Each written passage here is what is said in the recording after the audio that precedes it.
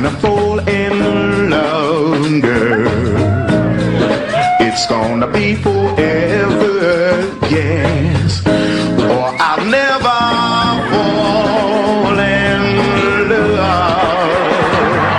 I'm never gonna fall in love, babe.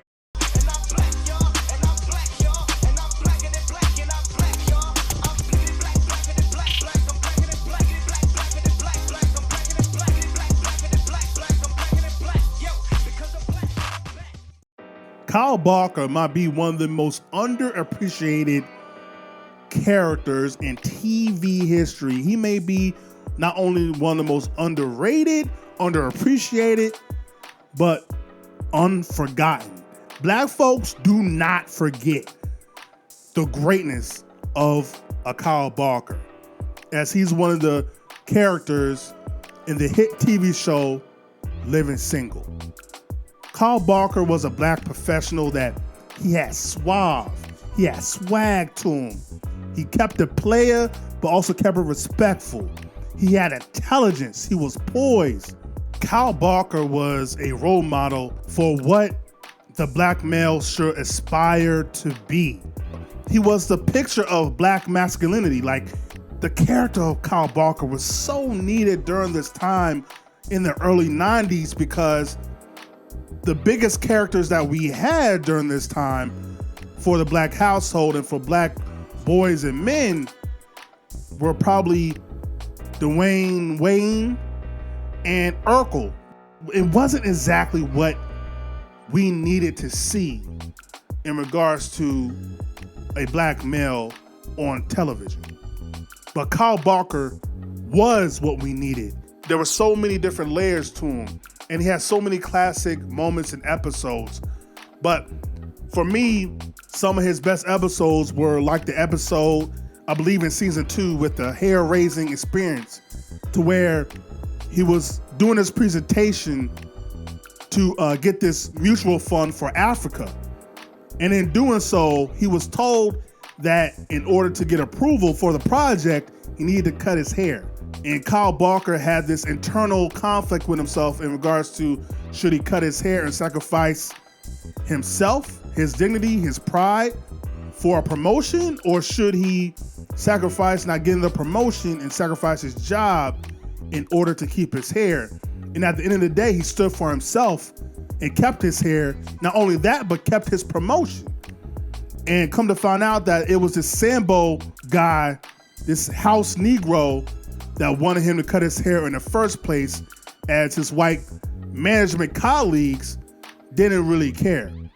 But it's things like that to where Kyle stood up for himself and showed you what it's like to be a black person in corporate America. And in the same vein, we have an episode like the episode with Eartha Kitt, to where Eartha Kitt is this movie star and Kyle's firm is trying to get her as a client.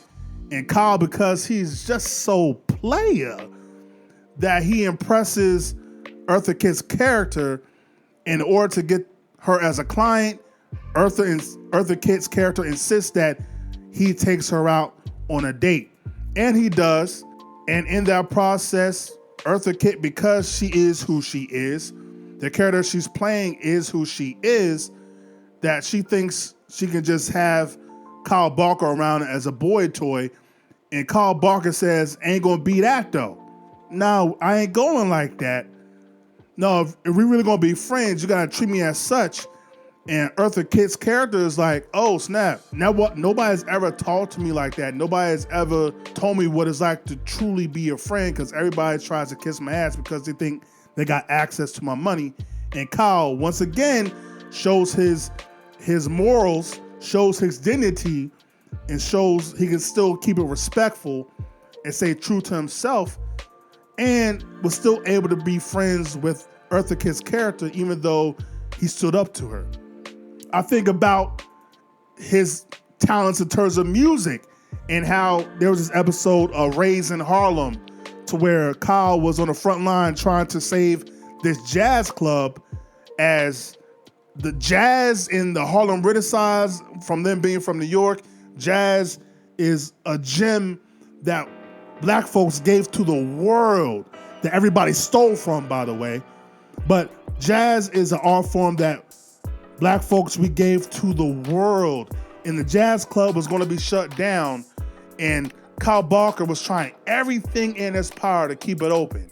And even though Kyle failed in his mission to keep the jazz club open, he still showed his musical talents and had a great little ditty at the end of the episode, as music is also part of our heritage. Music is something that we have pride in.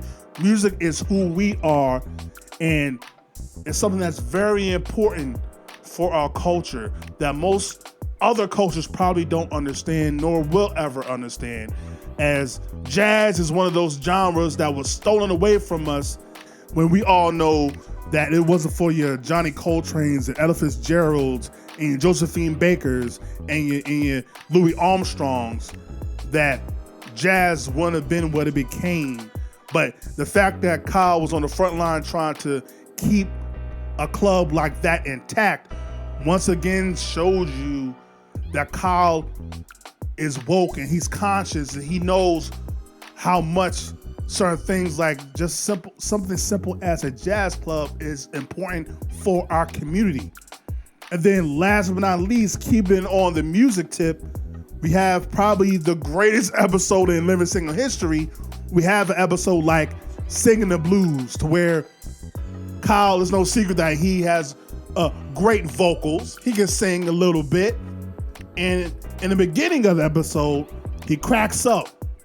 He's doing good, but then he sees Max and he cracks up. And what happens is then, after failing his vocal performance, Max cracks up on him because of the great friends they are. Max makes fun of him. Kyle tries to figure out what is going on, why he couldn't sing the song the way he wanted to sing it. And then in the end, in maybe the greatest vocal performance we've ever seen on television, Kyle Barker not only sings, but he sang to Max. As even though throughout the first couple seasons, they had a very combative relationship, through time, you got to see that maybe there was more to this relationship than just trading back insults. Maybe there was a love affair within those insults, that it took a Kyle being very vulnerable and being and taking a risk and being very bold and being like, hey, I want you to know that I'm feeling you, but I'm gonna say it in the way of how I say it. I'm gonna sing it to you. I ain't gonna tell you, but I'm gonna sing it to you that, yeah, I'm kind of feeling you.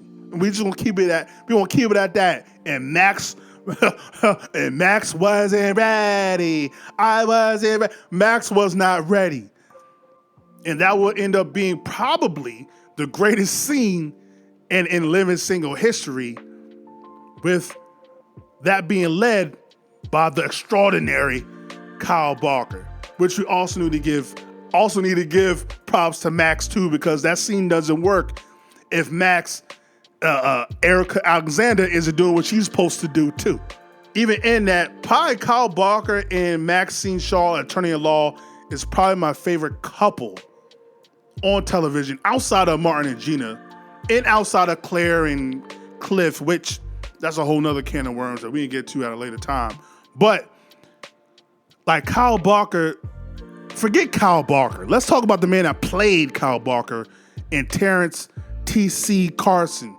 He understood the assignment. He understood how important his role was, and that's why he played it so serious. He understood what it meant to see roles like him, roles like Overton on the television screen. And he will be damned if they will be bubbling fools and be simps and not show the masculinity and not show that they are the true leaders of the community and be who they are without trying to be clowns and not trying to be buffoon.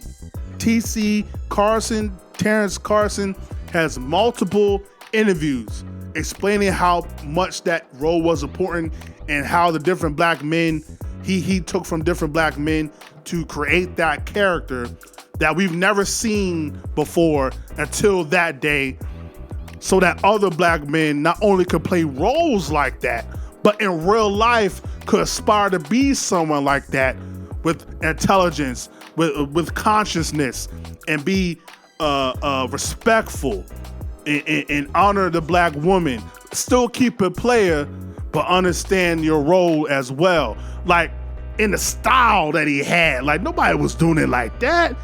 Nobody has style like him. Like, what we talking about, man? Like, man, shout out to TC Carson. Shout out to that brother, and a true unsung hero, a true hidden gem, a true pillar in black television and in television as a whole, as we give appreciation and tribute to the character of Kyle Barker. Cause I'm black, y'all, and I'm black, y'all, and I'm black and I'm black and I'm black, y'all, and I'm yo, cause I'm black and I'm back.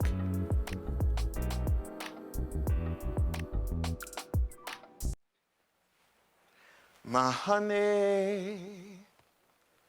honeysuckle rose. When you're passing by, flowers droop and sigh, and you and I know the reason why. You're much sweeter, goodness knows, my honeysuckle rose.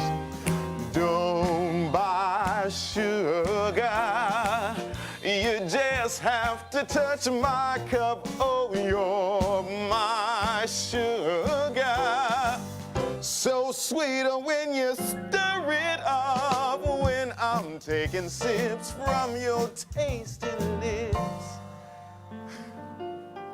seems the honey fairly drips. Your confection, goodness knows, my honey, my honeysuckle rose.